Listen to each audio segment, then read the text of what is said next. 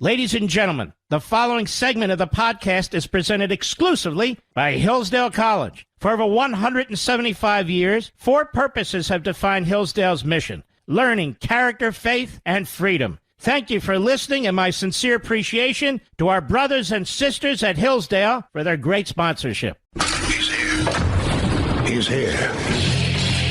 Now, broadcasting from the underground command post, deep in the bowels of a hidden bunker, somewhere under the brick and steel of a nondescript building, we've once again made contact with our leader, Mark Levin.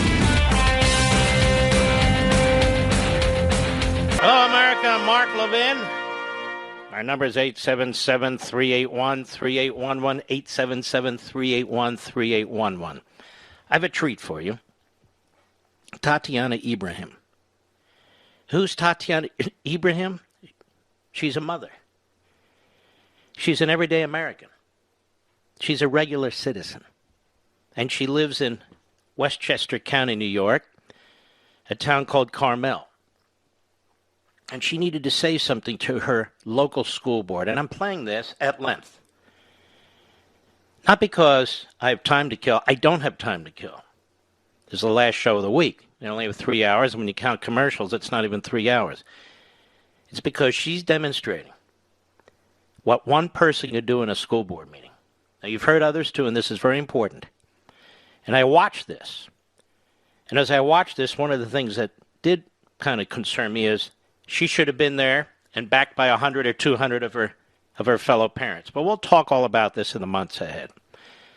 But I want you to listen to Tatiana Ibrahim, a mother in Carmel, New York, who is sick and tired of what her school is doing.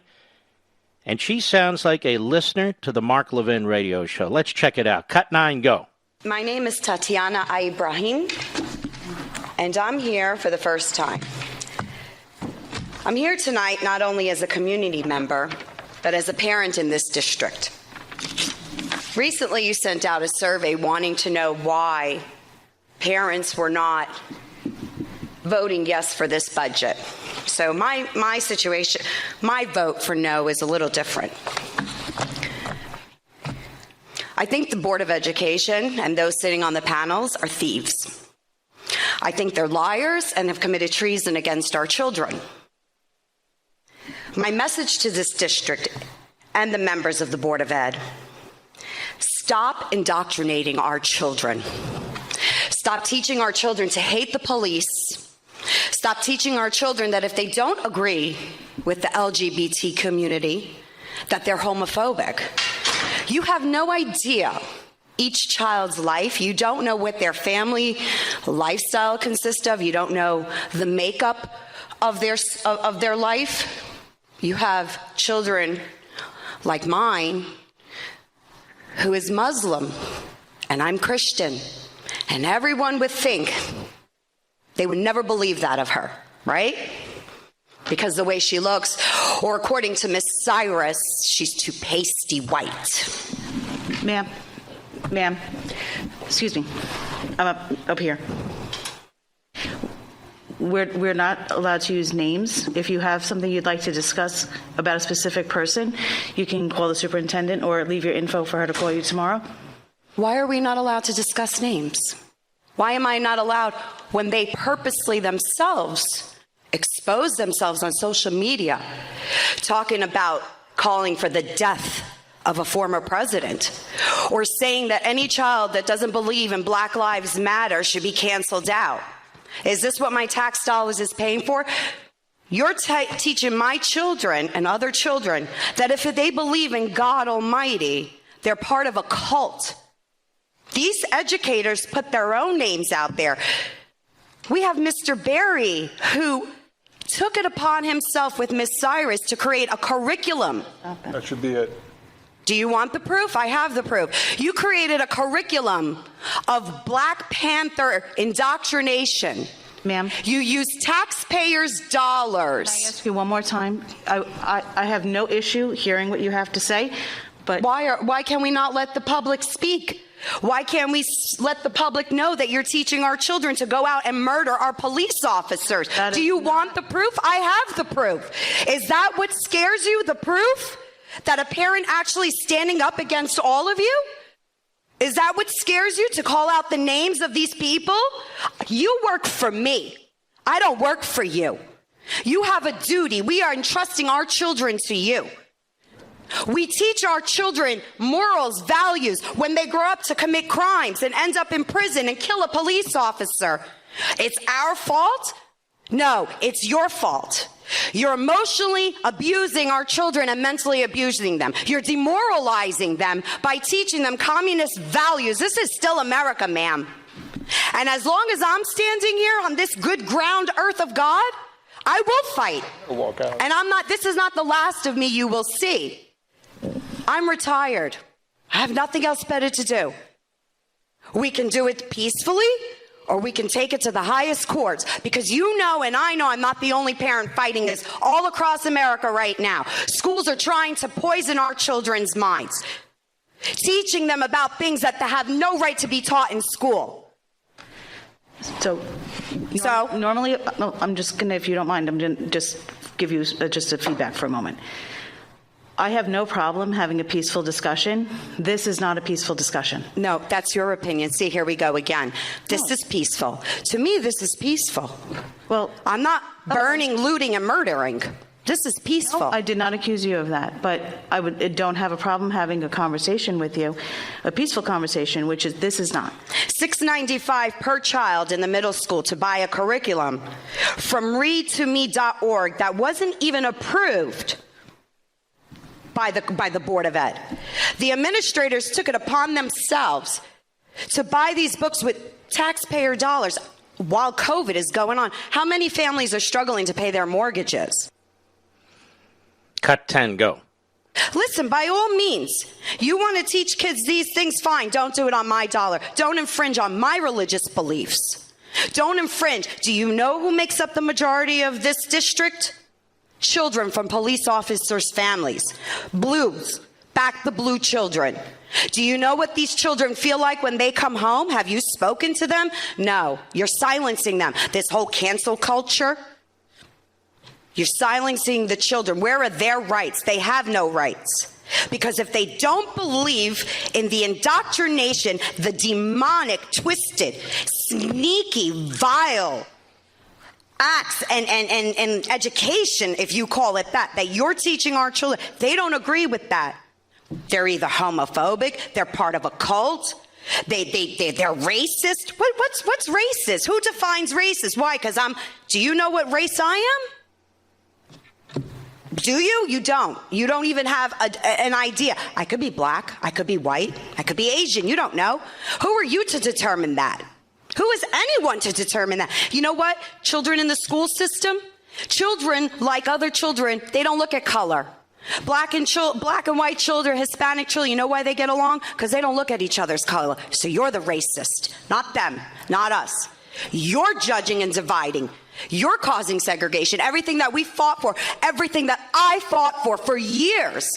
So you have the right to stand here and tell me I'm not allowed to mention a name when the person, the Mr. Barry and Miss Cyrus themselves, you have ELA teachers giving out assignments on police murder to police are bad? You want the proof? Okay. Because we have it. We have to stop. So, What policy do you have that teachers are not allowed to go on social media and indoctrinate? They took an oath, a responsibility. And they're going against everything that they stand for. well, I understand. End it? End it? I have to end it? So Why? Why? You're on my dollar. Why? Well, actually, Why? I work for nothing doing this. Oh, you work for nothing. Oh. I do. This is a volunteer position, number Okay. one. It's Number still two- my taxes paying for everything. I hear This what you're podium is every taxpayer's dollar here. We have rights. We have rights. And you're making general assumptions? No, I'm not making assumptions. I'm not. I know what I'm speaking about. See, I don't agree with you, so it's an assumption. Well, I'm not going to engage in a back and forth with you about this. So if you would like to make an appointment, I would be happy to sit with the superintendent. I don't want to. The assistant superintendent already sent an email and stated that they had no idea that these books were being put in the students' hands. The superintendent already stated that they had no idea that the funds of taxpayers were supporting this. Black Panthers. Do you know Black Panthers is a domestic terrorist group? Do you know that it was condemned as a terrorist group?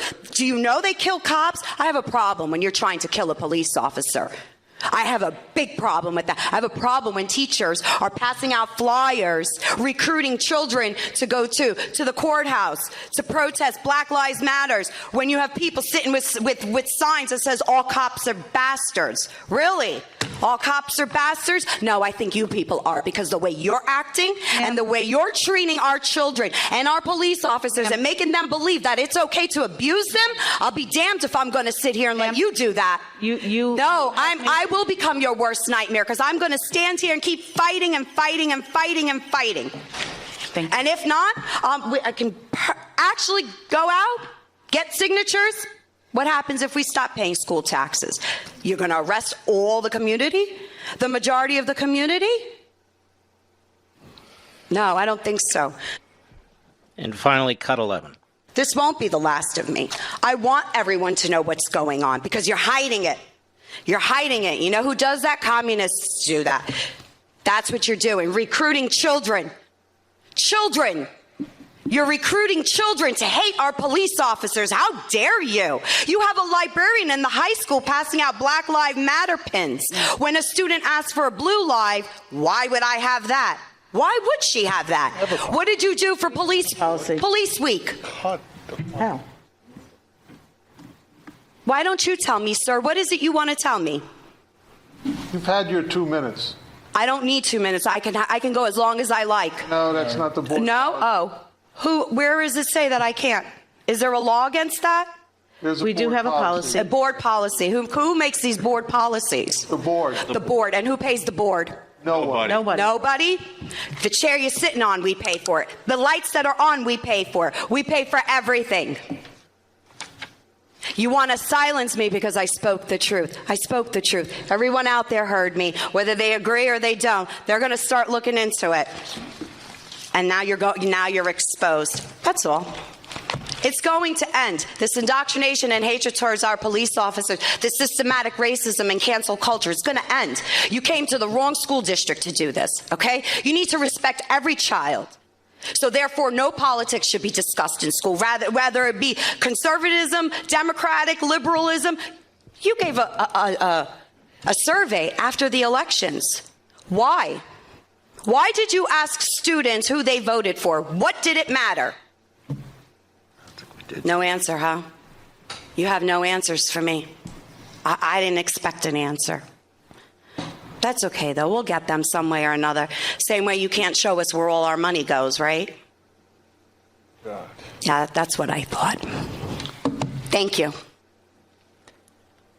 Wow. Wow. Wow. Can you hear them talking under their breath, trying to figure out how to shut her up? And she was well informed.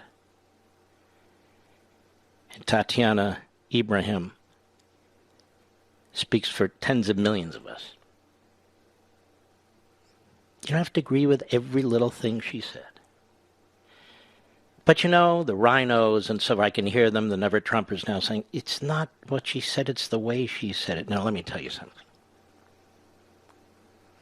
She didn't do anything violent. She didn't do anything dramatic. She got up to that podium and that microphone, a mother, a parent, a taxpayer, and said it as it is. Fantastic. So I want to salute Tatiana Ibrahim. And we'll be right back. Mark Levin.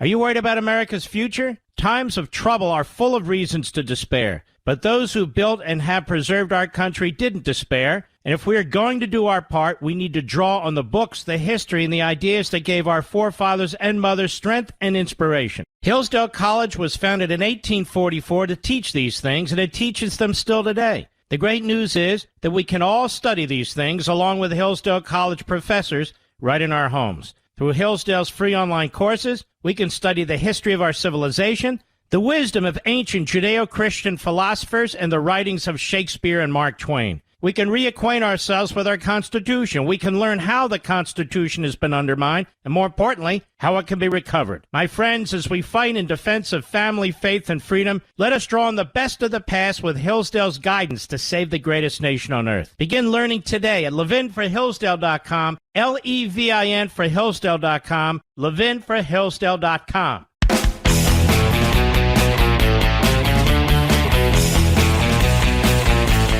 Tatiana Ibrahim doesn't strike me as a white supremacist, does she, Mr. Producer? Then there's Jessica Mendez. She doesn't strike me as a white supremacist either. These are minorities. And she's in Loudoun County, Virginia, apparently. Here's John Roberts at Fox asking her a question. Cut 12, go. Why are you against this equity initiative? Well, because it's clear to us that to fight for schools, that they have hired the Equity Collaborative, and we have invoices that say that, to teach critical race theory to teachers and administrators. So they're trying to use this theory and apply it in the classroom, and I've seen it firsthand. I have my second grader had slides in her classroom that say, that how to be an anti-racist leader, and it's not good enough just not to be racist anymore. Now my child has to be an activist, and that's just not the school's job. A racist activist. Because by the time we're done here, and by the time you're done reading American Marxism, you're going to see, and you're going to know, that this is a racist ideology that is a front for American Marxism. I'm going to get into every damn detail. And it's crucially important. So what these school districts are doing is they're not just pushing racism, they're pushing Marxism. And you'll hear it out of the writings and the mouths of those who invented this ideology and why they invented this ideology. The National Education Association and the American Federation of Teachers are all in. They support this and they promote it. We've lost control of our schools. We did a long time ago. But now it's time to get them back. It's time to get them back. You can see little pockets here and there fighting back. We're going to galvanize. We're going to rally. Won't be little pockets anymore. Be a massive movement, I hope, of tens of millions of us. I'll be right back.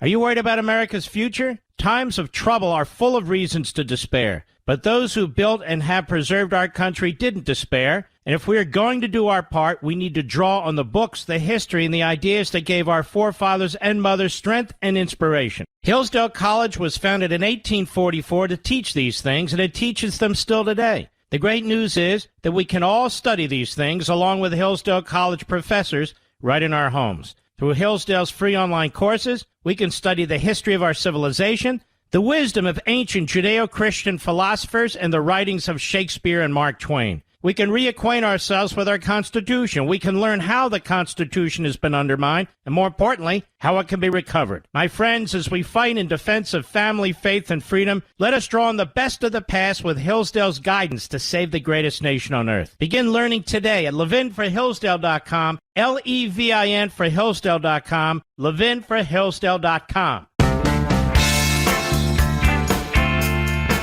Nobody says it better than Mark Levin. I'll go with what Mark Levin said, because nobody could say it better. Call in now at 877-381-3811. There's a lot to cover today. Not in a ping pong ball fashion, but because there's a lot to cover today. And I've been thinking of a different way to do this, and I really can't. And so just bear with me. I want to play a few minutes of my appearance on Hannity, and then I want to elaborate on a point where I have more time to actually do it.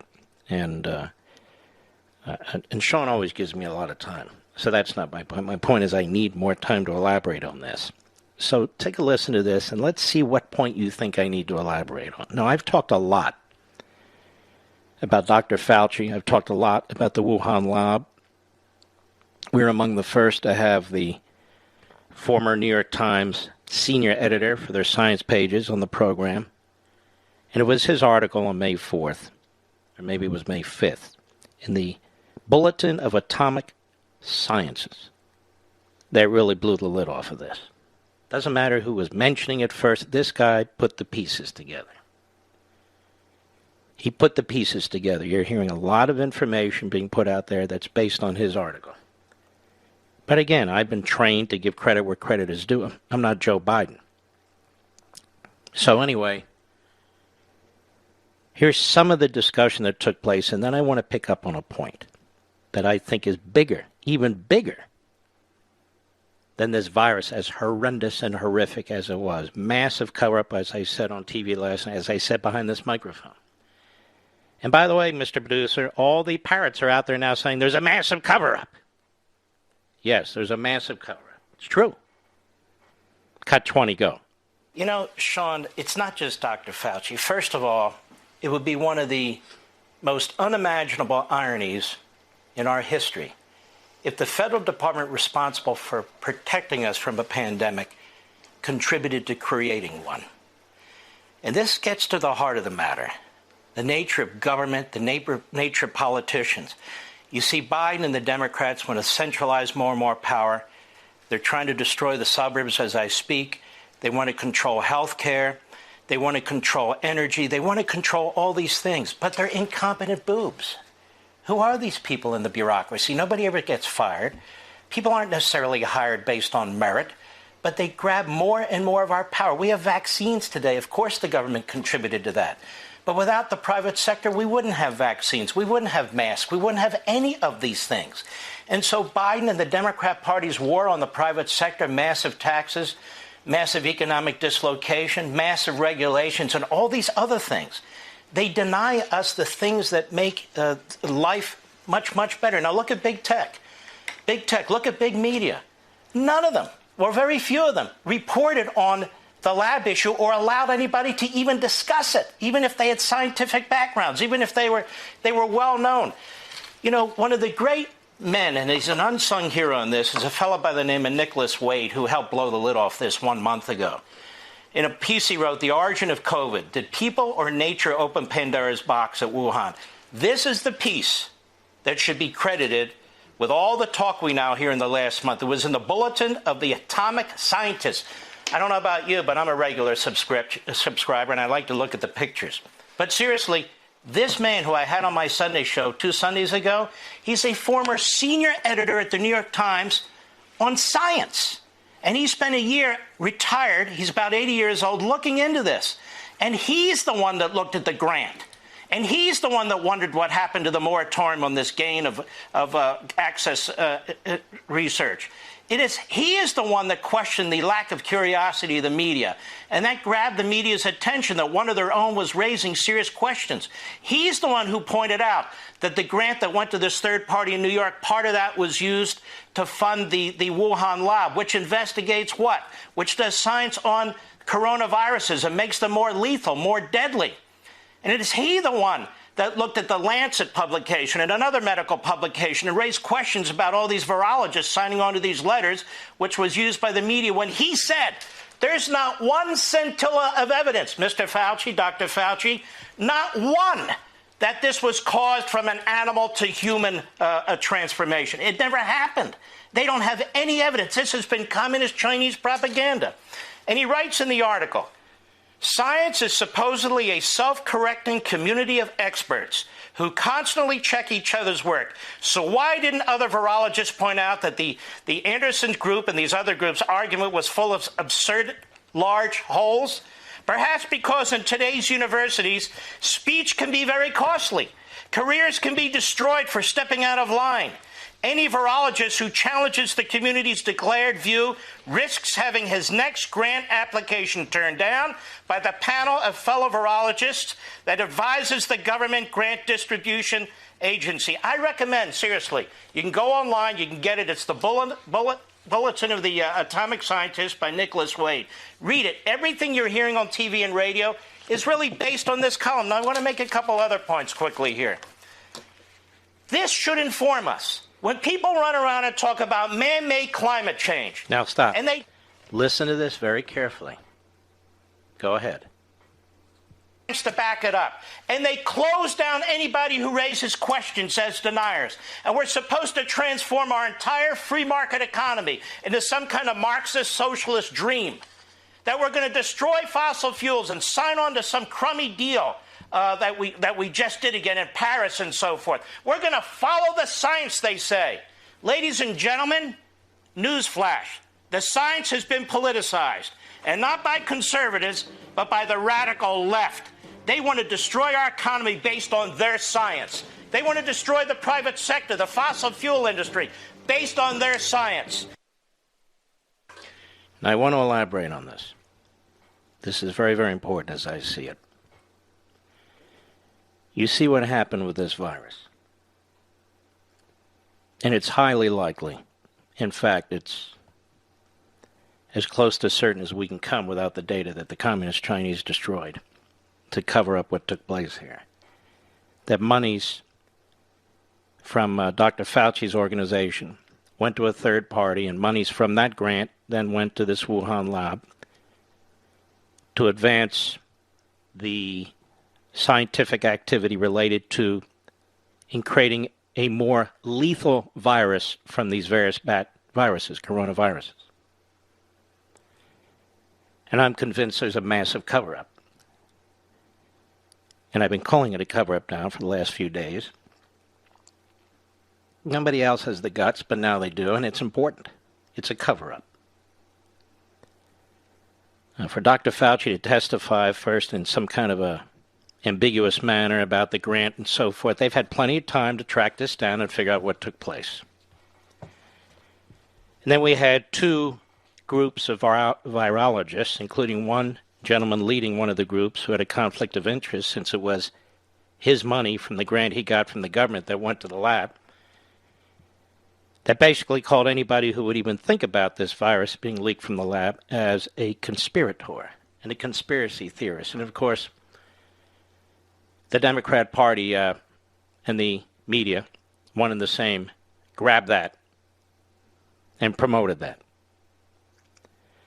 Now, I'm not going to go through all the history again. We've done that several times here. I want to make a bigger point, which I touched on with Sean.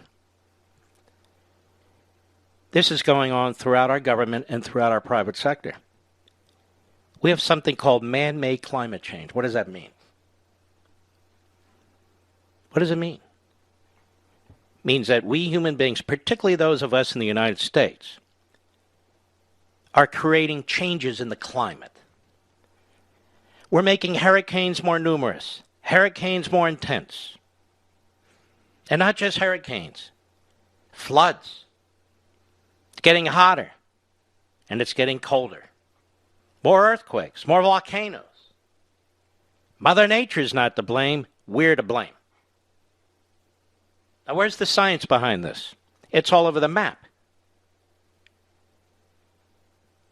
Now, one of the things that big media and big tech did when it came to this virus is it shut down, censored any and all discussion about the source of this coronavirus. Even though a number of people who are raising questions, forget about politicians, forget about TV hosts, were experts working in various universities and various labs all over the world, raising the question. As late as March, our own CDC director, former director, raised the question, but there were many others. And Facebook under Zuckerberg, Twitter under, what's that creep's name again? Jack Dorsey, Cook at Apple, the Googleites and all the rest of them, shut it down. Shut it down. Censored it. Removed it from their massive platforms. Censorship does that, you see. Censorship prevents the accumulation of knowledge. It prevents the advancement of science and medicine. Because it takes sides, takes political sides. Certain things we know are facts. Water's wet. That's one of them. A wheel is round. Got it? Understand that? But there are disputes, there are challenges, there are debates about certain things. And when you have billionaires in California, when you have press people who know nothing, and you have a Democrat Party that pushes a radical agenda, colluding to prevent the discussion, even the discussion of science and medicine in order to attain actual knowledge, this is what you get. Hydroxychloroquine. It's a rather benign drug, really. But there were scientists in France, not fools, not kooks, who believed, based on their own testing, that this over-the-counter, on-the-shelf drug, in combination with vitamin D and zinc and so forth, could have a positive effect in terms of initial stages of people who got the virus or as a potential prophylactic. And then all of a sudden you hear about all these possibilities that it may harm you. The FDA approved this drug in the 1940s, for God's sakes. Tens of millions of people have taken it. It was a lie. It's not going to cause mayhem. The virus caused mayhem. And then all of a sudden, hydroxychloroquine, you couldn't get it from certain pharmacies. If you dared to raise it on the internet, you got the scarlet letter or were bounced. The media dismissed you as a kook. Now, man-made climate change. We are prepared to destroy our entire economic system and spend ourselves into Weimar Republic-like debt based on shockingly flawed so-called science that is said to back up the idea of man-made climate change. You have experts who said, well, okay, maybe the Earth's getting a little warmer, but nothing to worry about, not warm enough to matter. You have other scientists, experts, who say, actually, the Earth is not getting warmer, that these models are wrong. You have other experts who have uncovered fraudulent activities by UN committees that have been set up to look at this, and on and on and on. But the American Marxist wants to believe. Because for them, it's not about climate change. It's not about Black Lives Matter. It's about turning our country inside out and changing it. Not for the good. To take the liberties we have in this country and abuse them in order to destroy them for you. Because they are righteous. And they have a plan, and you're in the way. And you need to shut up. We're not interested in what you have to say. We're not interested in what you have to think. Unless you think like us, unless you agree with us. There are many experts who reject the whole idea of man-made climate change. But there's a reason why the American Marxists, with the help of people like Chuck Todd, who's an ignoramus, change our language from global cooling to global warming, now climate change, because it includes everything. Every single thing that happens in our country. If you look at liberty and tyranny, I have a whole chapter on this. Remember that, Mr. Producer? I put the list of newspaper articles on what climate change was causing. Back then we called it, global warming. It went on page after page after page after page. Because you see, ladies and gentlemen, where's the science? Chuck Todd announced NBC News will not have climate deniers. Not on his program. I'll be right back. Mark Levin.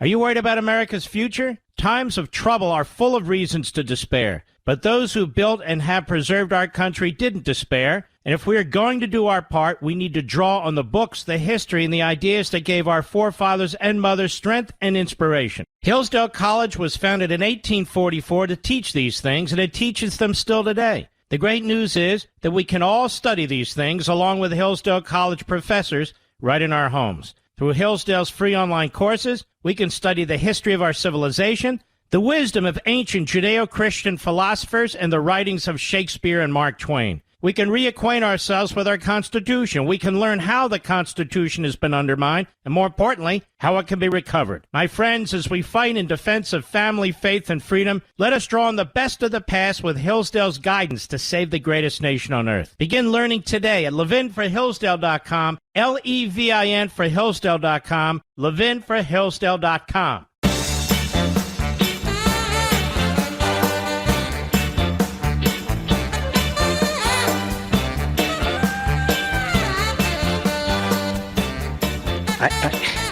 I don't know. I have to express myself. I am beyond excited about this book, American Marxism. And when you do receive it on July 13th, those of you pre-ordering it, take your time with it. It is loaded with information. Your eyebrows will rise and your chin will drop. And I'm not even trying to be provocative. Things are going to make a lot more sense.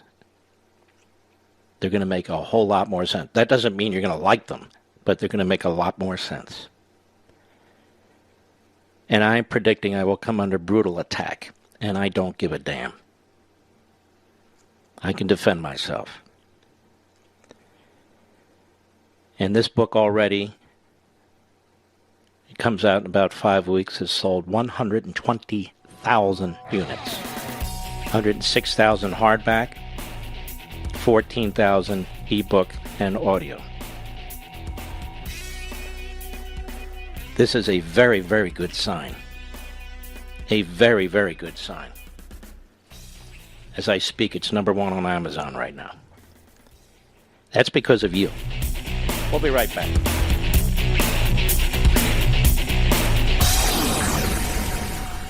He's here. He's here. Now, broadcasting from the underground command post, deep in the bowels of a hidden bunker, somewhere under the brick and steel of a nondescript building, we've once again made contact with our leader, Mark Levin. Hello, America. I'm Mark Levin. Our number is 877-381-3811.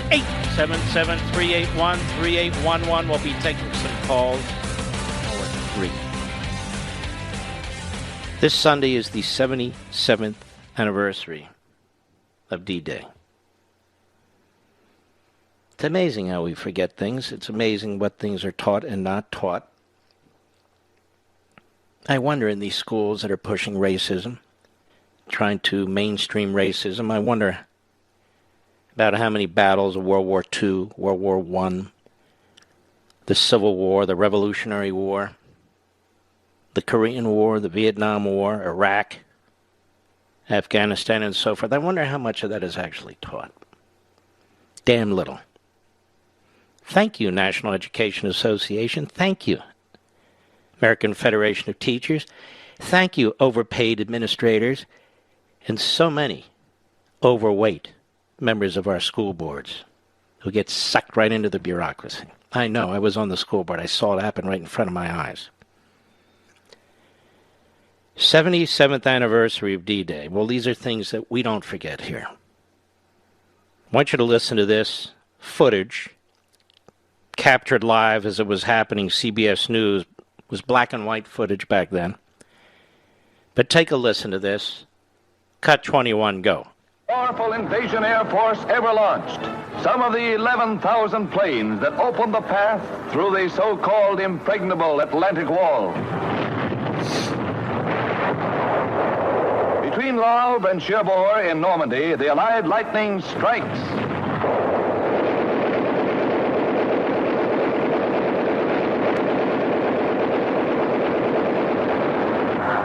Backing up the mightiest invasion by air, 4,000 ships, combat and landing craft carry the war to the enemy by sea. The Coast Guard, the Navy, the Air Forces land hundreds of thousands of British, Canadians... Let's stop right here. I'm afraid I have to have a minimum of commentary, but see, all these white supremacists were attacking the Third Reich in order to defeat the Third Reich and to liberate most of Europe and to liberate the concentration camps. Most of these white supremacists, and many of the white supremacists who died that day, you can find them buried at Arlington National Cemetery, and some of them are still buried in France. Of course, what I'm doing is trying to tear a hole into the left in the way they treat us and our history. So many of these men never even got to the beach. They were killed in their landing crafts as soon as that door flopped down. And you look at those who are pushing this agenda today, what the hell have they ever done to for this country? What the hell did Joe Biden, Kamala Harris, Chuck Schumer, Nancy Pelosi, these frauds, AOC, these people they take from the country? They disgust me. Go ahead. Doorstep within a few days. Isolating Cherbourg with its strategic harbor is the immediate objective. Landings are made under a naval barrage.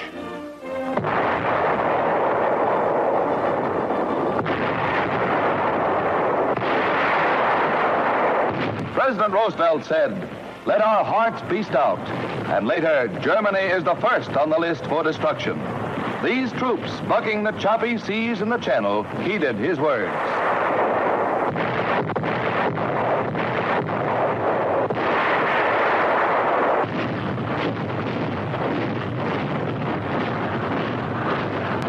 While landings were successful, we were not without our losses. Each hour, and the enemy's hedgehog defenses are ahead. This is the supreme moment of invasion. This is frontal assault on an entrenched enemy.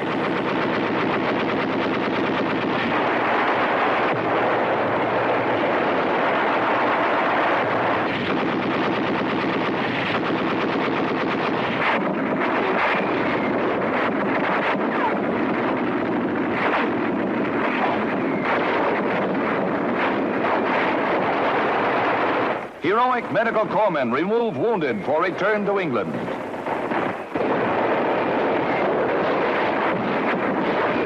The first batch of Nazi prisoners, the Supermen who believed their West Wall impregnable, and a Frenchman to whom the stars and stripes spell liberty. He's waited a long time for this. What he says wouldn't pass the censor. During the landings, the merciless pounding of the entire invasion area continues.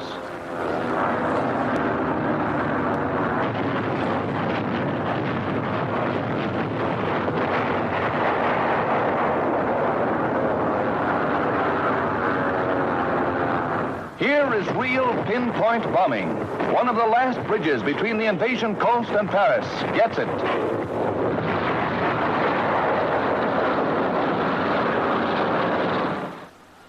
When the beachhead is established, heavier equipment is moved in. Reinforcements for those heroes who are bringing liberation to the people of Europe. The cost of our initial landing was but a fraction of what our leaders expected.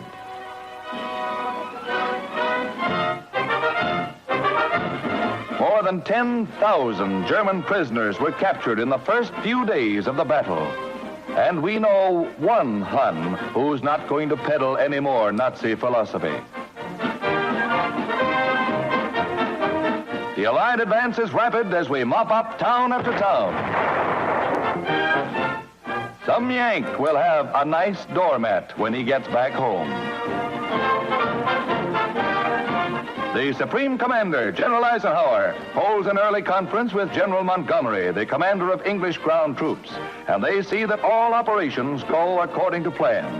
These are the men who will lead us to victory, along with General Omar Bradley with glasses, who commands our infantry. The cost of our first landing was low, but many wounded are returned to English ports, men injured in that first assault. Let these pictures remind us that there's still a long road ahead to Berlin. The bond you buy in this 5th War Loan Drive can help men like these on the path to victory. Now it's your turn. Buy that extra bond today. The good old days, folks. Wonder what LeBron James thinks about that. The modern media. Wonder what they think about this. Ronald Reagan was in Normandy 37 years ago, June 6, 1984, the 40th anniversary of D-Day. Take a listen. Cut 22. Go. 40 summers have passed since the battle that you fought here. You were young the day you took these cliffs. Some of you were hardly more than boys with the deepest joys of life before you. Yet you risked everything here.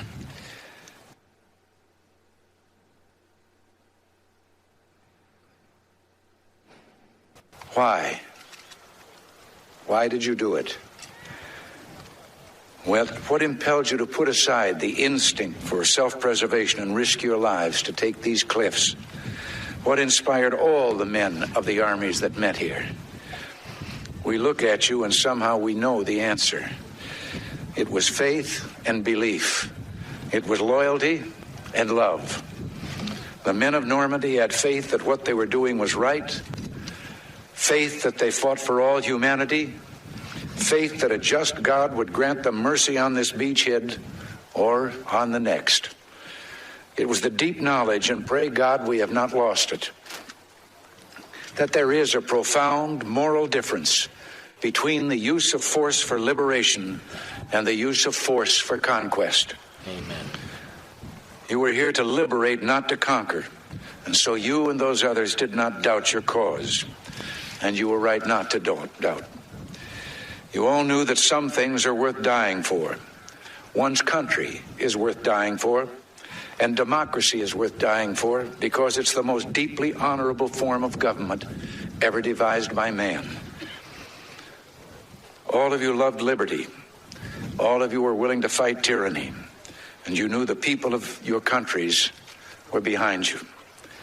The Americans who fought here that morning knew word of the invasion was spreading through the darkness back home.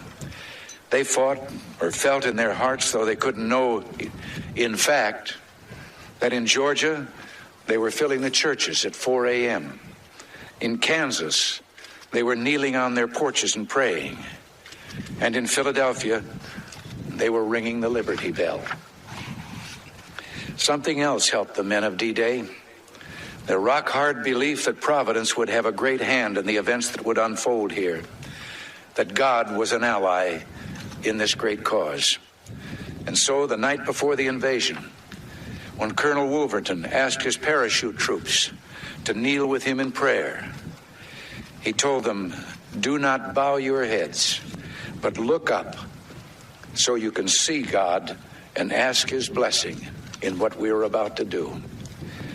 Also that night, General Matthew Ridgway on his cot, listening in the darkness for the promise God made to Joshua, "I will not fail thee nor forsake thee." These are the things that impelled him. These are the things that shaped the unity of the Allies. When the war was over, there were lives to be rebuilt and governments to be returned to the people. There were nations to be reborn. Above all, there was a new peace to be assured. These were huge and daunting tasks, but the Allies summoned strength from the faith, belief, loyalty, and love of those who fell here. They rebuilt a new Europe together. There was first a great reconciliation among those who had been enemies, all of whom had suffered so greatly. The United States did its part. creating the Marshall Plan to help rebuild our allies and our former enemies. The Marshall Plan led to the Atlantic Alliance, a great alliance that serves to this day as our shield for freedom, for prosperity, and for peace. In spite of our great efforts and successes, not all that followed the end of the war was happy or planned. Some liberated countries were lost. The great sadness of this loss echoes down to our own time in the streets of Warsaw, Prague, and East Berlin. The Soviet troops that came to the center of this continent did not leave when peace came. They're still there, uninvited, unwanted, unyielding, almost 40 years after the war. Because of this, Allied forces still stand on this continent. Today, as 40 years ago, our armies are here for only one purpose: to protect and defend democracy. The only territories we hold are memorials like this one and graveyards where our heroes rest. We in America have learned bitter lessons from 2 world wars. It is better to be here ready to protect the peace than to take blind shelter across the sea, rushing to respond only after freedom is lost. We've learned that isolationism never was and never will be an acceptable response to tyrannical governments with an expansionist intent. But we try always to be prepared for peace, prepared to deter aggression, prepared to negotiate the reduction of arms, and yes, prepared to reach out again in the spirit of reconciliation. In truth, there is no reconciliation we would welcome more than a reconciliation with the Soviet Union, so together we can lessen the risks of war now and forever. The great Ronald Reagan. You listen to the newsreel, you listen to Ronald Reagan. Have we lost our core? Have we lost our center? I don't believe so. I believe the culture has been aligned against us by these various movements spawned by Marxism. They have a voice in modern media, they have a voice in big tech, they have a voice in Washington, and they have a voice in entertainment. But there's still tens of millions of us who have not been devoured by this poison. And we have no intention of being devoured by this poison. When I was listening to that CBS reel, now President Reagan, I thought to myself, I wonder if the communist Chinese regime has any idea who we real Americans are. Then I thought to myself, I wonder if Joe Biden has any idea who we real Americans are. And Chuck Todd. And Don Lemon. And all the rest of the gaggle and the riffraff in the media. And the Democrat Party. I wonder. I'll be right back. Mark Levin.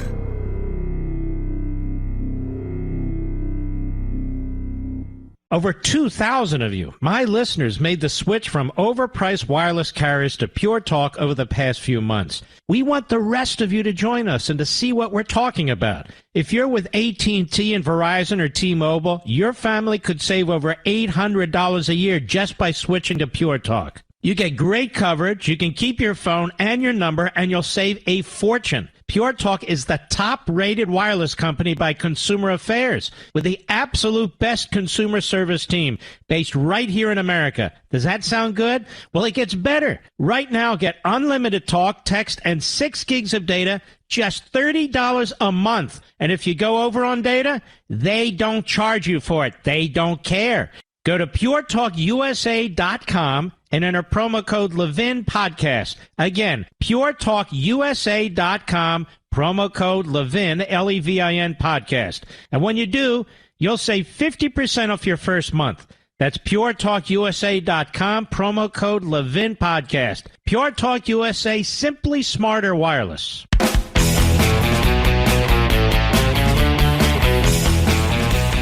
You know, President Trump,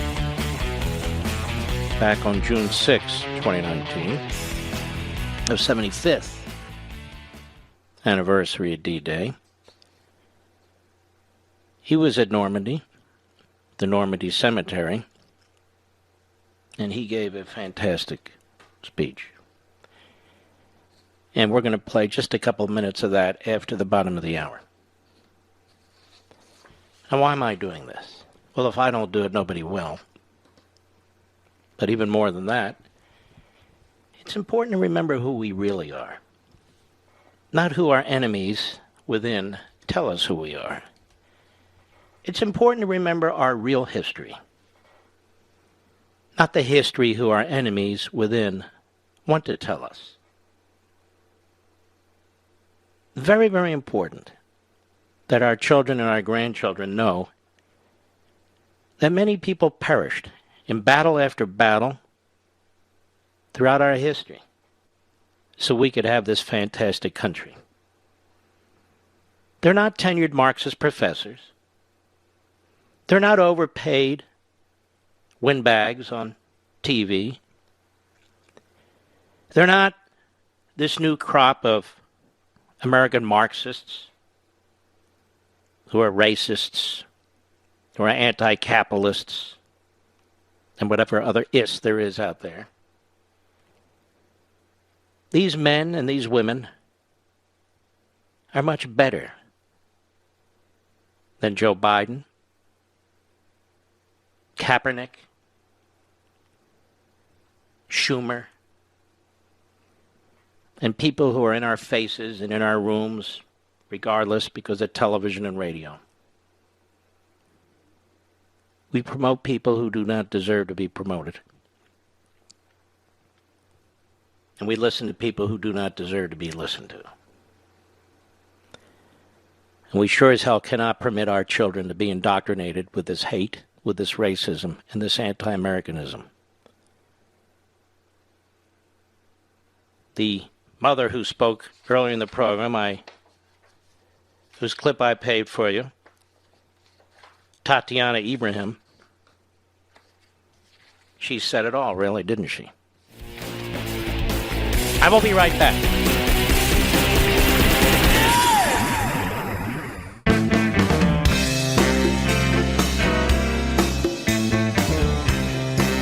Mark Levin, America's tyranny hunter.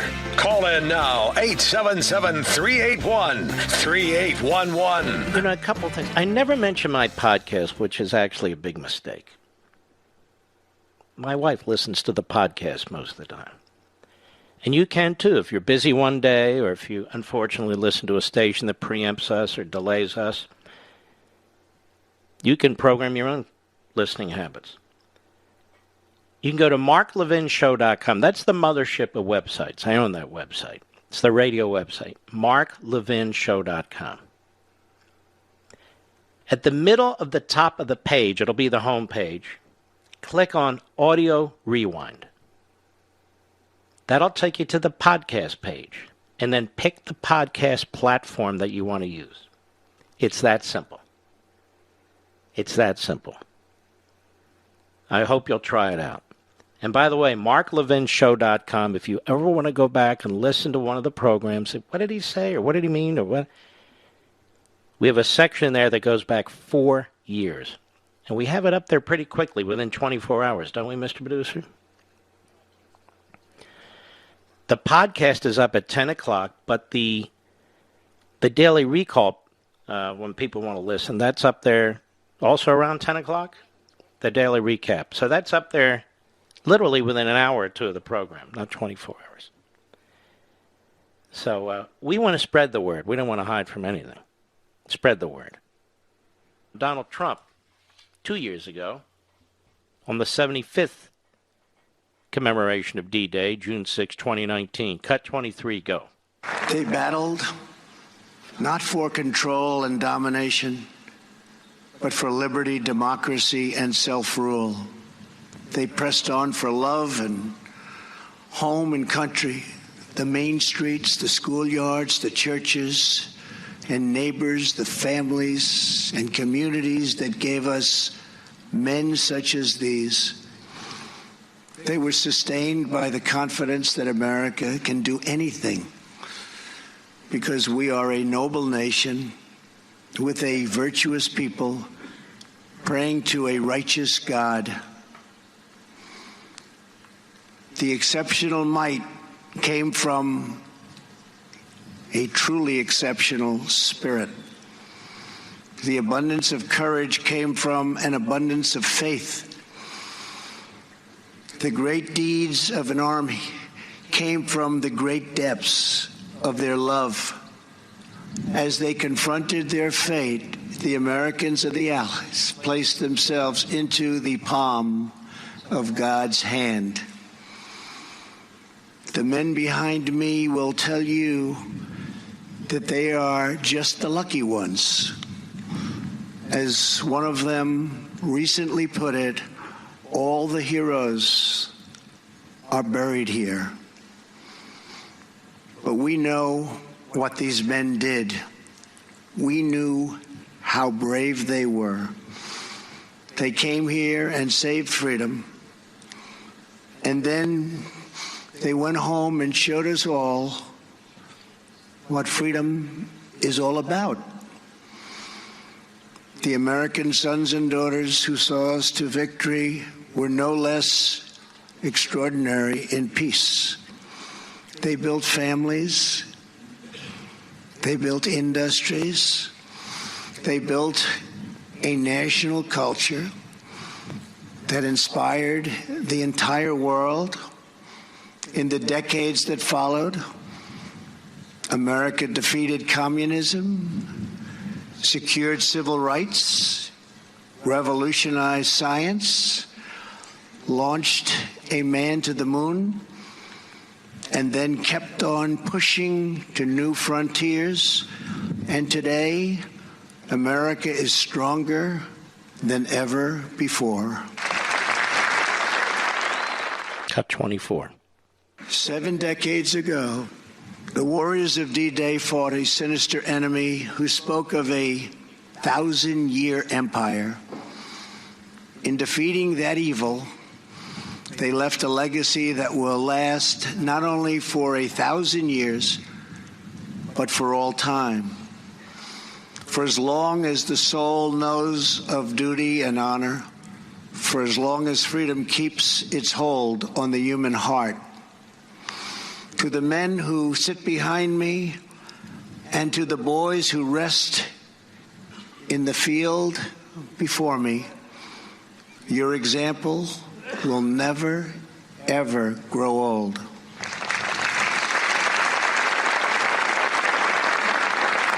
Your legend will never die.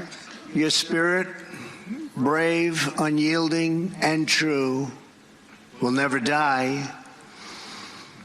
The blood that they spilled, the tears that they shed, the lives that they gave, the sacrifice that they made, did not just win a battle. It did not just win a war. Those who fought here won a future for our nation. They won the survival of our civilization. And they showed us the way to love, cherish, and defend our way of life for many centuries to come. Today, as we stand together upon this sacred earth, we pledge that our nation will forever be strong and united. We will forever be together. Our people will forever be bold. Our hearts will forever be loyal. And our children and their children will forever and always be free. May God bless our great veterans. May God bless our allies. May God bless the heroes of D-Day. And may God bless America. God, do I miss that man. He was a great president. Despite all that's been said about him and written about him by the same forces that we confront today, and the saboteurs and backstabbers in the Republican Party. Miss him. The nation misses him. You heard how he spoke. Those were beautiful words. You heard how Reagan spoke. Beautiful words. Joe Biden's like an ambulance chaser, trying to find historical events, run to those historical events that tear this country apart in 1,000 different ways. He's a street hack politician, Joe Biden. He's not a leader and he's not a statesman. You heard a leader and a statesman in Donald Trump. You heard a leader and a statesman in Ronald Reagan. You see, Paul Ryan, my friend, we don't need to remake the Republican Party into what it was before Reagan or before Trump. And I say with the deepest respect, you need to open your eyes and your mind, as do your compatriots,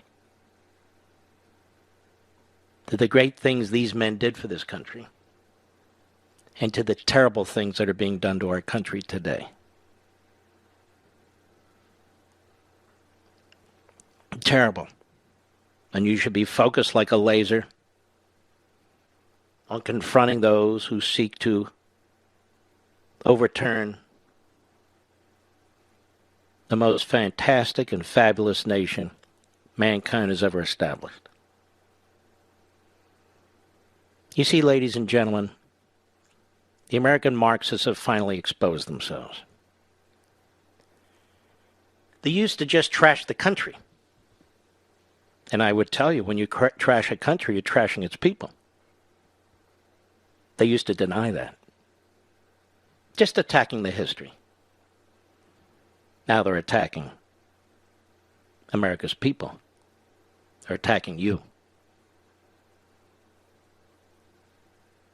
Now they're in our classrooms. They're in our televisions. They're in our books.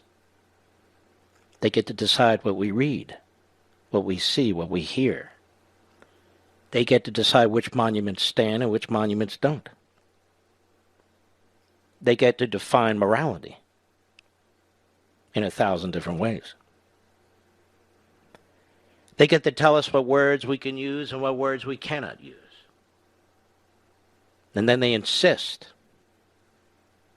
that we confess that we are no good, rotten human beings. And they insist that our children and our grandchildren do the same thing. As they go through our history and cherry pick it, looking for the great imperfections rather than the greatness. Those American Yanks saved the world. They defeated Adolf Hitler. They freed babies, children, men and women from concentration camps. They saved half of Europe. And later the rest of it was saved when Reagan won the Cold War.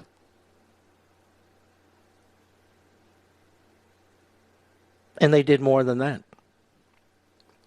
They defeated fascist Japan, a viciously brutal regime, and fascist Italy. And we didn't conquer. We're not imperialists. We're not colonialists. That would be the Marxists. This is what the men and women who chase basketballs and baseballs and hockey pucks and footballs don't quite get. This is what the men and women who make a fortune telling us about the men and women who chase balls and hockey pucks are doing. This is what the people who run the Democrat Party, which is all in now on American Marxism, don't want you to know about your own country. The Schumers and the Pelosi's and the other lowlives, and they are. This is what the corporatists don't want you to know as they sell out to Black Lives Matter and all other sorts of organizations because they fear retribution or they agree with them. But there's still millions of us left. Red-blooded Americans of every color. It's interesting that the first governmental entity to integrate was the United States military, not the bureaucracy. It's also interesting that the first Democrat progressive so-called president resegregated the military, Woodrow Wilson. I'll be right back. Mark Levin.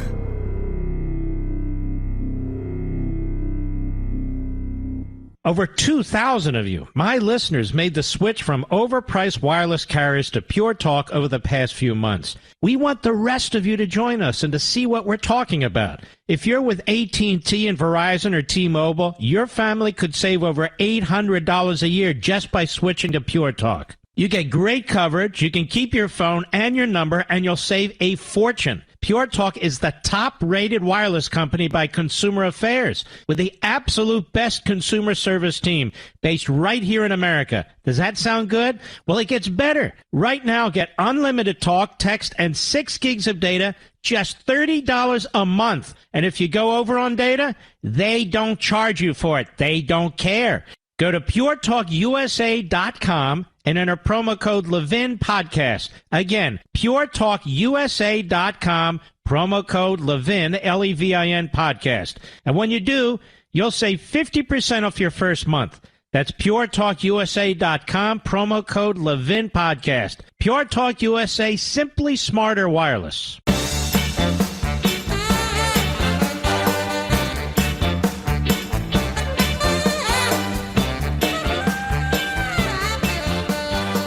I think we should slip in a call here and there. Let's see. Let us go to Claudia, Long Branch, New Jersey, the great WABC. How are you, Claudia? Hi, Mark. Thank you so much for taking my call. First, I want to say I share your sentiment about being attacked. I don't give a darn. We have intellects to save. Mm-hmm. Second, I would like to make 2 points about critical race theory. I'm a public high school teacher in Long Branch, New Jersey. I have no fear. I will never bow to the crowds, Mr. Levin. Never. Wonderful. I want to make 2 points to my colleagues, especially teachers. Either your colleagues just don't know what critical race theory is, or they do, and they've been disillusioned by those, what I call euphemistic terms, equity, diversity, anti-racism. But as James Lindsay says, that's the outside of the cereal box. Sounds nice, but when you look inside, it's really about a Marxist cultural revolution. Mm-hmm. Number 2, your colleagues are pro-critical race theory, in which you must engage and challenge them. This is critical. I'm doing that. Mr. Levin, as much as I can. And there are 3 scenarios at play. Either I get pushback, I get silence, or I have my fellow colleagues who want to know, but they're just too afraid to speak out. You are fantastic, Claudia. You are fantastic. And if anybody ever tries to take you down, professionally, of course, make sure you call us back, Claudia, because we will have your back, too. God bless you. And I'll be right back.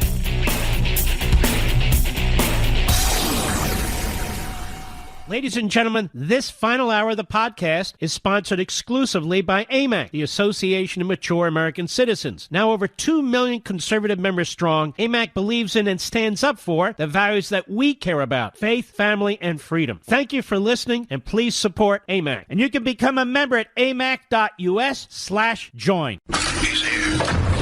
He's here. Now, broadcasting from the underground command post, deep in the bowels of a hidden bunker, somewhere under the brick and steel of a nondescript building, we've once again made contact with our leader, Mark Levin. Hello, America. I'm Mark Levin. Our number, 877-381-3811, 877-381-3811. I will try to get to as many of you as I can this hour. But before I do, CNN's ratings have plummeted. I mean, they are off by like 25%. So you have to ask yourself, what a useless carbon footprint that is. But I'm quite serious. Their numbers are minuscule. A couple 100,000 watching certain shows. That's nothing. Nothing. Their ratings are cratering. Now, MSNBC's ratings are falling too. Not as much as CNN, but they're falling significantly. Fox's are down a little bit, maybe 3%, something like that. But it's still the king of the hill. But what's happening to CNN is really quite remarkable. I don't mean in terms of substance. They're absolutely awful. But they haven't changed course. They keep doing the same thing, which is lying to you, playing to a niche audience. Now, one of the reasons is you have the likes of Brian Stelter, who's a propagandist and a demagogue. But virtually every host there must be a propagandist and a demagogue, or they're not going to have their job. Because Jeff Motherzucker is the biggest propagandist and a demagogue in existence over there. And we know, thanks to James O'Keefe and Project Veritas, what a phony, fraudulent operation that is. It's taken down people like fake Jake Tapper, Wolf Blitzer, is he still with us? And all the rest of them. But D. Lemon, as Fredo Cuomo calls him, another Mr. Ethics there, he was on CNN yesterday. Why, I don't know. You would have thought if there was really an issue of merit that D. Lemon would have hit the sidewalk a long time ago. And he wants you to think that the filibuster has a long and disgraceful history. The filibuster is racist. Everything they oppose is racist. Everything they support is righteous. They're mentally unhinged, are they not? To the extent they can be mental. Cut 8, go. President Biden ran on bipartisanship, but he's got a major obstacle to that. His name is Mitch McConnell. No, actually his name is Joe Biden, you idiot. President Biden ran on bipartisanship, but he's got a major obstacle to that. His name is Mitch McConnell. No, his name is Joe Biden. But let's go on. Go ahead. His mission to block and obstruct any efforts by Democratic president. To block and obstruct any efforts by Democrat presidents that he believes will harm this nation. That's his job. That's his job. I guess you're not familiar with basic civics, are you, Donnie? Go ahead. And he wields the Republicans' favorite weapon, and that is the filibuster. No, actually it was the Democrats' favorite weapon.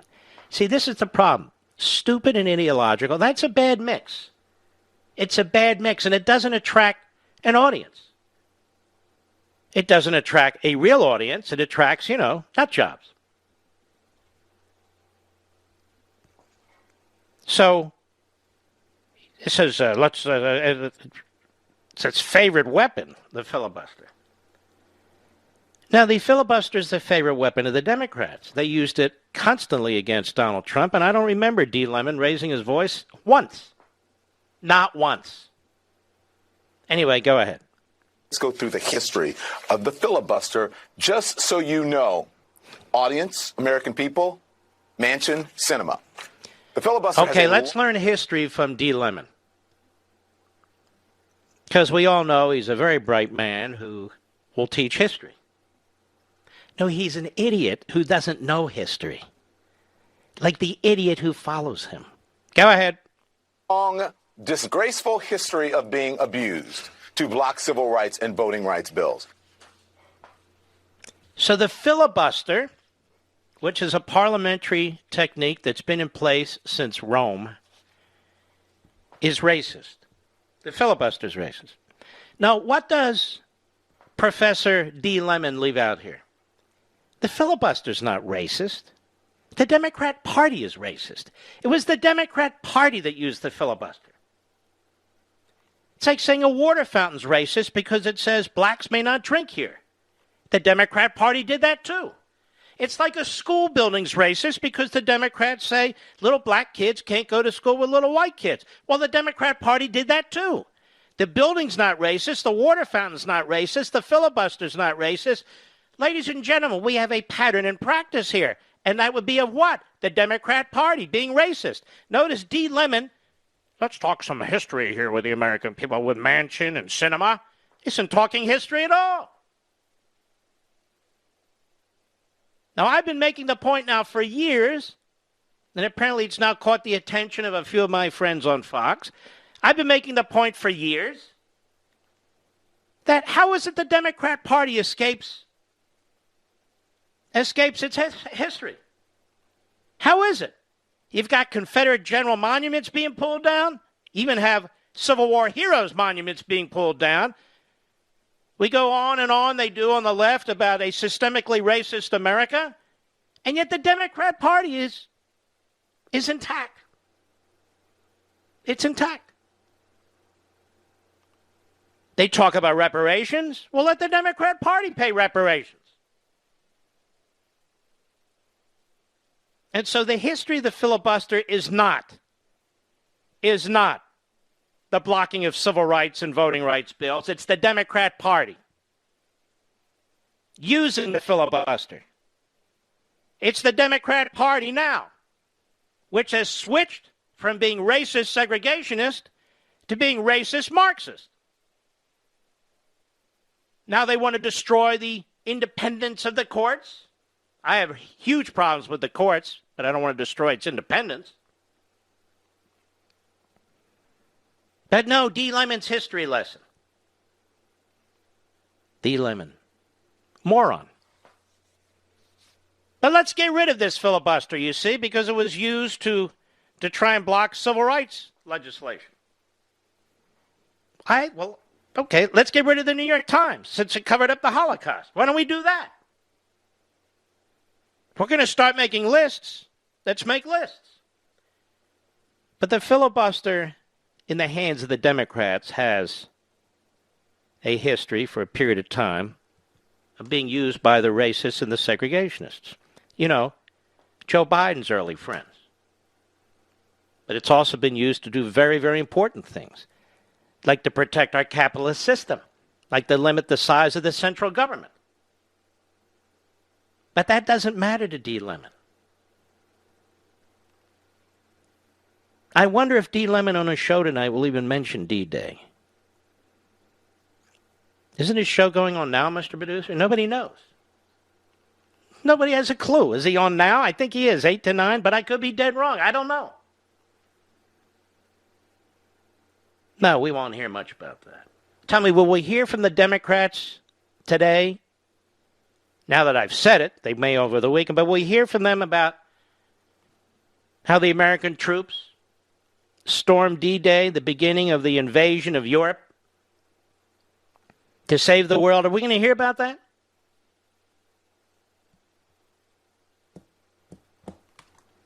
You ever been to Arlington Cemetery?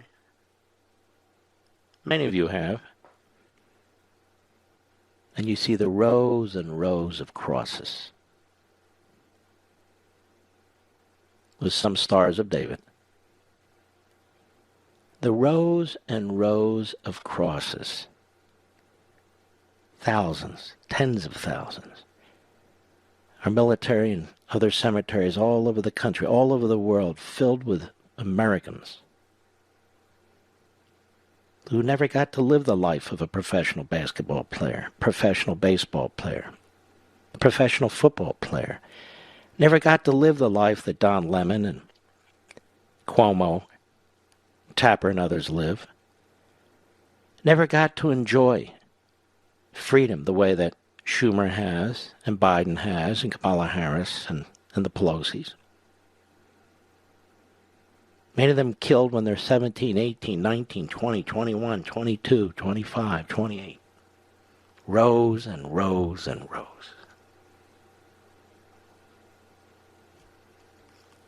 And make no mistake about it.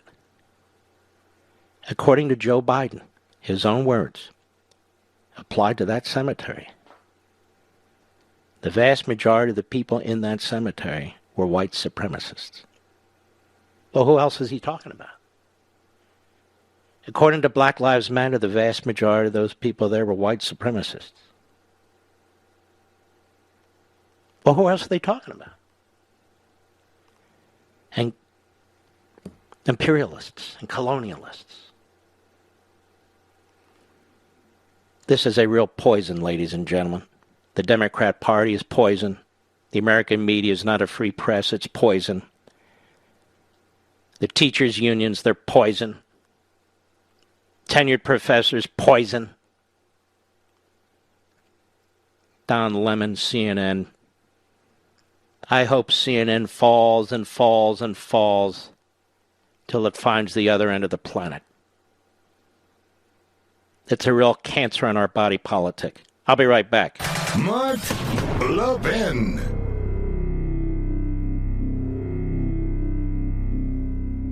AMAC, the Association of Mature American Citizens, is one of the fastest growing organizations in America, now over 2 million conservative members strong, and I'm one of them. AMAC believes in and stands up for the values that we constitutional conservatives care about. More than talk, AMAC fights. A full-time presence in Washington, AMAC pushes back against reckless spending, disasters like Medicare for All, and the expanding reach of the federal government. And beyond advocacy, joining AMAC gives you access to a wealth of benefits and discounts, including special member-only rates on car insurance, travel discounts, cell phone plans, and a hell of a lot more. And if that's not enough, you'll get AMAC's bi-monthly magazine, full of insightful articles on issues that matter to most of us, we conservatives. As I said, I'm an AMAC member, and you should be too. Join today at amac.us. That's AMAC.us. Stop supporting the liberal agenda that the other 50-plus organization has been pushing for. Join AMAC instead. AMAC.us.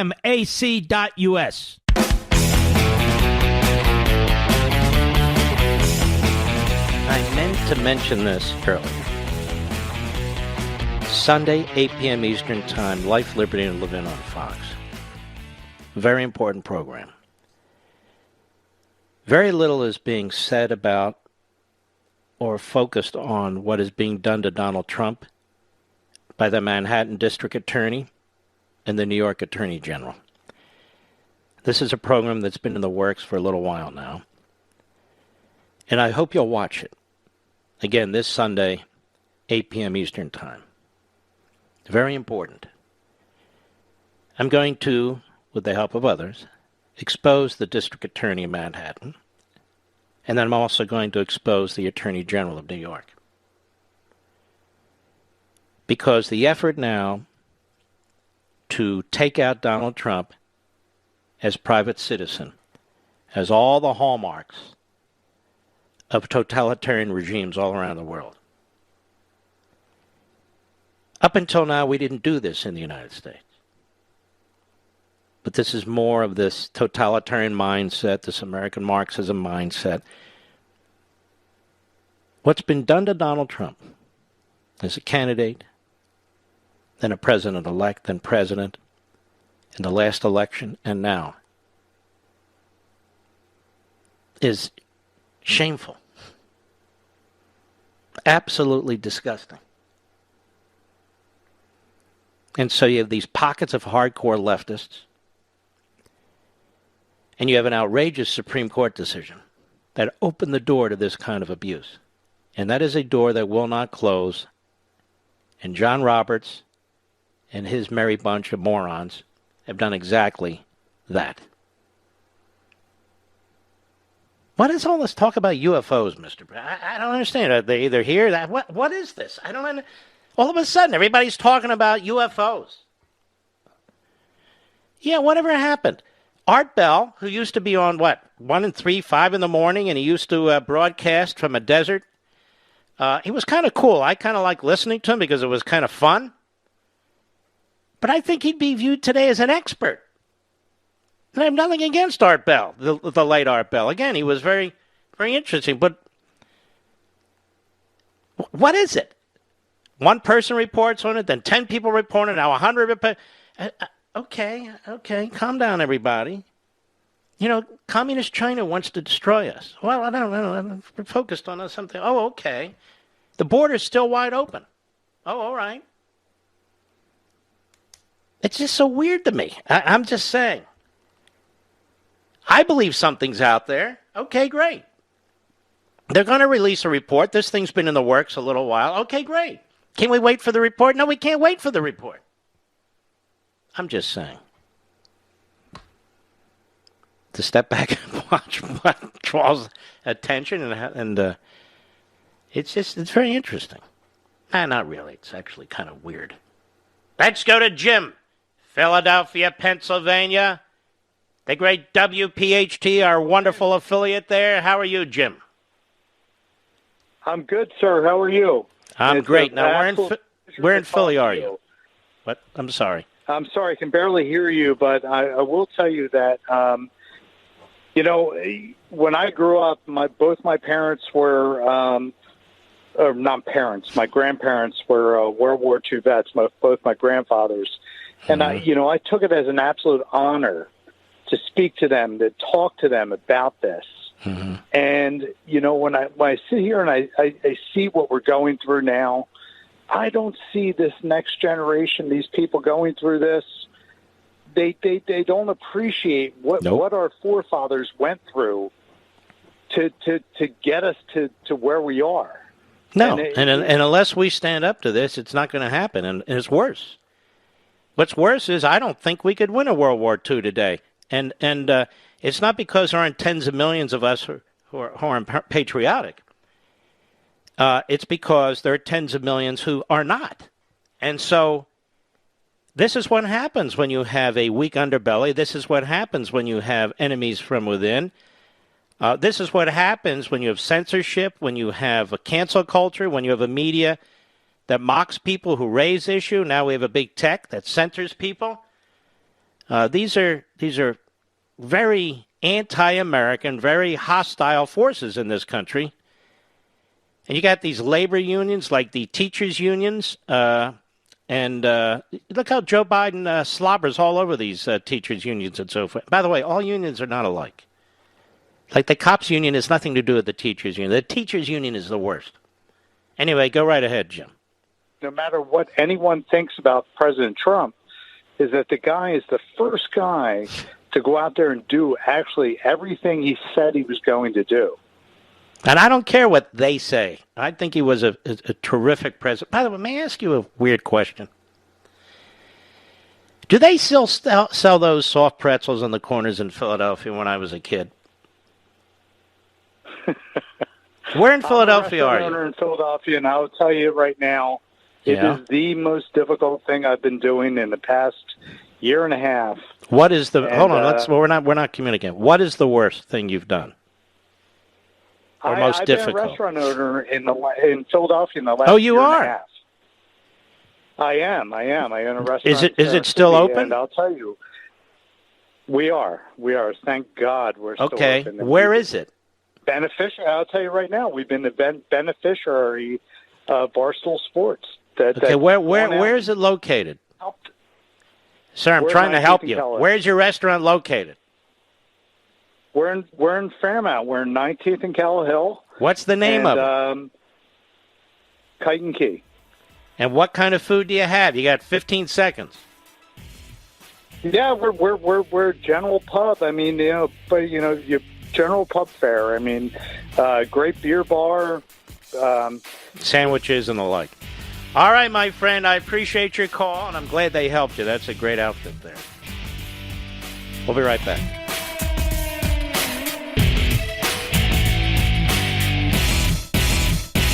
AMAC, the Association of Mature American Citizens, is one of the fastest growing organizations in America, now over 2 million conservative members strong, and I'm one of them. AMAC believes in and stands up for the values that we constitutional conservatives care about. More than talk, AMAC fights. A full-time presence in Washington, AMAC pushes back against reckless spending, disasters like Medicare for All, and the expanding reach of the federal government. And beyond advocacy, joining AMAC gives you access to a wealth of benefits and discounts, including special member-only rates on car insurance, travel discounts, cell phone plans, and a hell of a lot more. And if that's not enough, you'll get AMAC's bi-monthly magazine, full of insightful articles on issues that matter to most of us, we conservatives. As I said, I'm an AMAC member, and you should be too. Join today at amac.us. That's AMAC.us. Stop supporting the liberal agenda that the other 50-plus organization has been pushing for. Join AMAC instead. AMAC.us.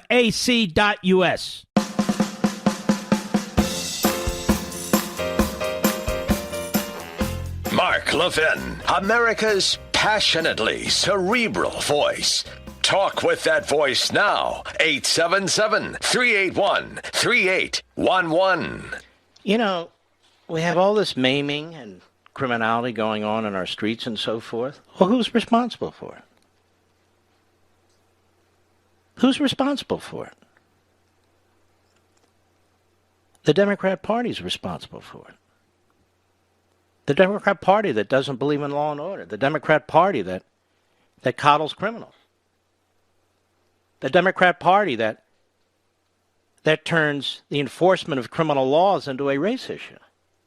Joe Biden's responsible for it. Kamala Harris is responsible for it. The Democrat mayors and governors are responsible for it. We can't keep talking in abstractions, ladies and gentlemen. Point the finger at where it belongs. The Democrat so-called prosecutors are responsible for it. The attack on our cops. One of the Democrat Party's objectives is responsible for it. They don't get to do hit and run and then pretend it's society or it's this guy. No, they're responsible for this. They want you to believe that people are in prison because we're a racist society. No, people are in prison because they were convicted of crimes. You have an original trial or plea deal. You have an appeal and an appeal after that. If you can't afford a lawyer, you get a lawyer. People are in prison because they deserve to be in prison. Maybe there's a small percentage that don't. But to say our criminal justice system is systemically racist is more bull crap that we have to listen to day in and day out. Who the hell runs our criminal justice system? A lot of Democrats, last time I checked. Let's take a few more calls. Mason, Cape Coral, Florida, XM Satellite. Mason, how are you? Hey, Mr. Levin. Yes, sir. I have always thought about this call. I wanted to tell you, I had started listening to you riding around in my dad's truck when I was a young guy. It made a big impact on me learning what conservatism was and kind of understanding who my father was. And I didn't have my head on so straight. And ended up buying my first book, Liberty and Tyranny, reading that, and made me a very strong conservative the rest of my life, to the point that all my friends that are not conservatives drives them nuts. But now I'm 29, have a son of my own, and wow, you became the one of the biggest parts of my life, listening to your show all the time and reading all your books. So wow, I've always wanted to call your show and tell you that. Mason, I can't.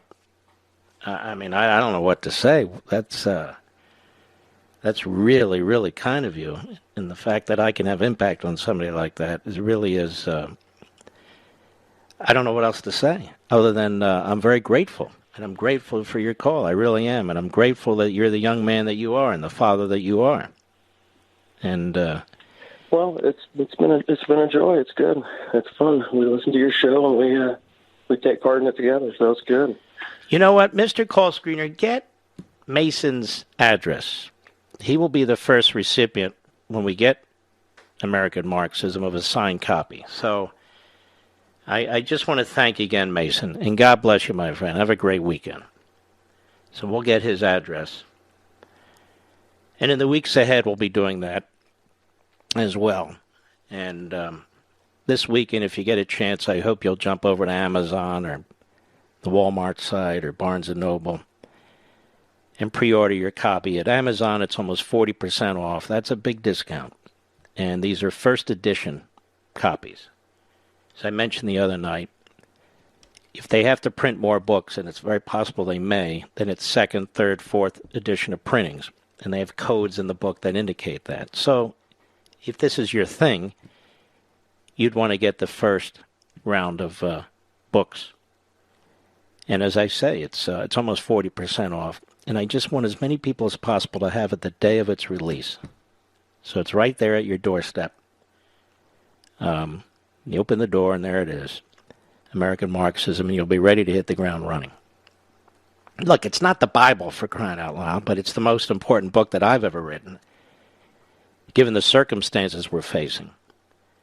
And I've tried, and I've thought a lot about this when I finished writing it, to give you just enough over a period of time to familiarize yourself with what it's all about, so you can understand that earnestly the points I'm trying to make and whether this is something that will appeal to you. I pray to God it does. I really do. Because I don't know what else to do. And I think together we're much stronger than them. We red-blooded Americans who don't look at race, who look at individual human beings. And I just felt there was a real gap here and something needed to be done, and we can do this together. I hope so. It appears so. It appears definitely so. And there are patriots, so many of you, all over this country. And I want you to know that. And I want us to work together, and I want us to be focused. We don't have to surrender to this. This is our country. I'm not surrendering to it. And don't forget the Sunday show. It's a very important show. 8 p.m. Eastern Time. If you can't watch it live, you can always DVR it and spread the word. Because it really is the only long-form interview show on Fox and really on cable TV. And I started at what? Is it 3 years now, Mr. Badu? Something like that. Maybe 4. I don't remember. Just because I wanted to do it differently. And this is the way I do things. So I think you like it, given the ratings numbers on that program. And I want to thank you in all endeavors. I want to thank you, the best, smartest, most loyal audience of all audiences. All right, let's get another call in here. Let's go to Slayton in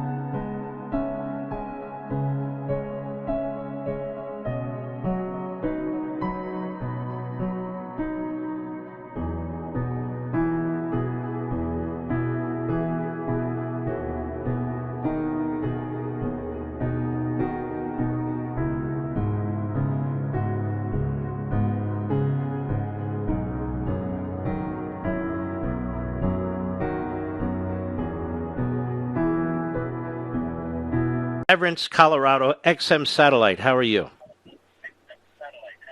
I am great, sir, and it is wonderful to talk to you. Thank you. Just lower your radio. That'd be great. There you go. Say again?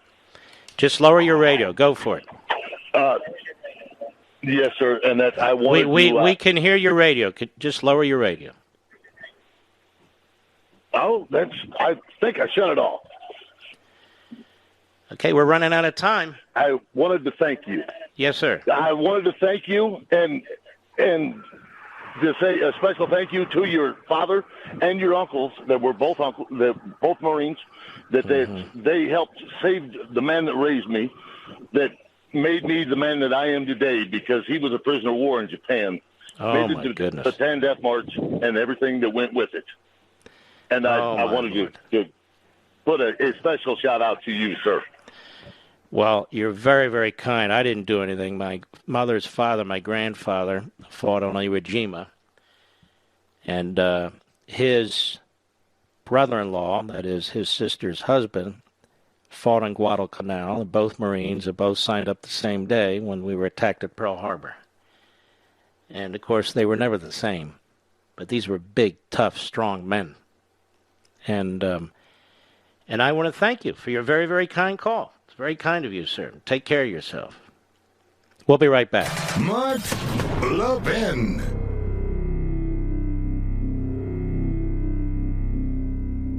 AMAC, the Association of Mature American Citizens, is one of the fastest growing organizations in America. Now over 2 million conservative members strong, and I'm one of them. AMAC believes in and stands up for the values that we constitutional conservatives care about. More than talk, AMAC fights. A full-time presence in Washington, AMAC pushes back against reckless spending, disasters like Medicare for All, and the expanding reach of the federal government. And beyond advocacy, joining AMAC gives you access to a wealth of benefits and discounts, including special member-only rates on car insurance, travel discounts, cell phone plans, and a hell of a lot more. And if that's not enough, you'll get AMAC's bi-monthly magazine, full of insightful articles on issues that matter to most of us, we conservatives. As I said, I'm an AMAC member, and you should be too. Join today at amac.us. That's AMAC.us. Stop supporting the liberal agenda that the other 50-plus organization has been pushing for. Join AMAC instead. AMAC.us.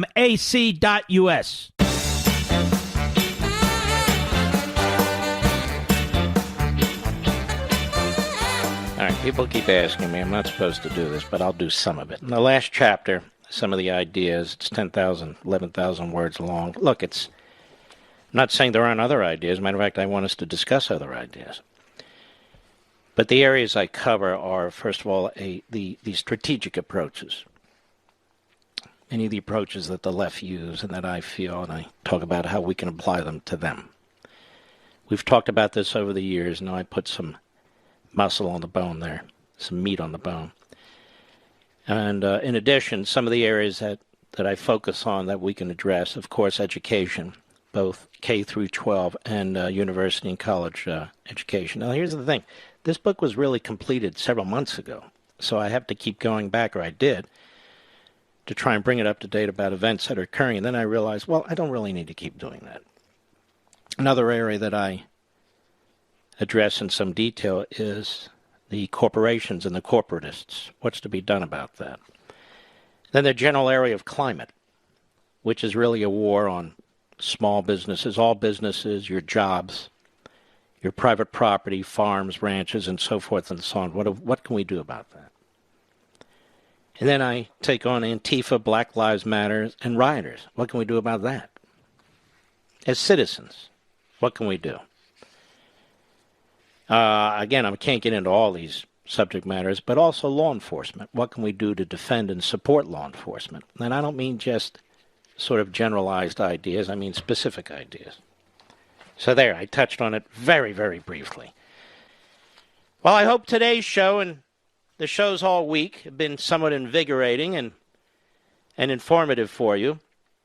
We do everything we can here. I don't cut corners. We work very hard to do that, because we know your time is valuable, particularly at this time of the day and night.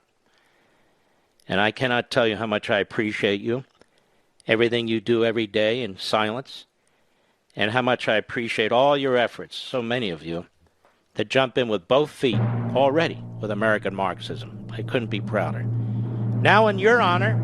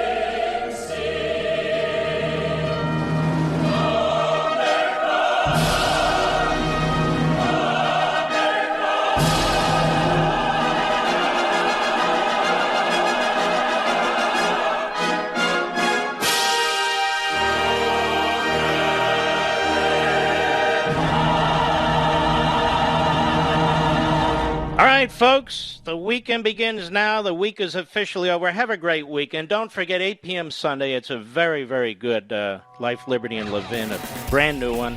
Hope you'll get over to Amazon or one of your favorite sites and pre-order your copy of American Marxism. Thanks for being with me all week. We salute our armed forces, police officers, firefighters, and emergency personnel. Good night, Spritey. Good night, Griffey. Good night, Pepsi. Good night, Smokey and Zelda and Gigi and my little Barney. Good night, Dad, Mom, and Leo, and God bless each and every one of you.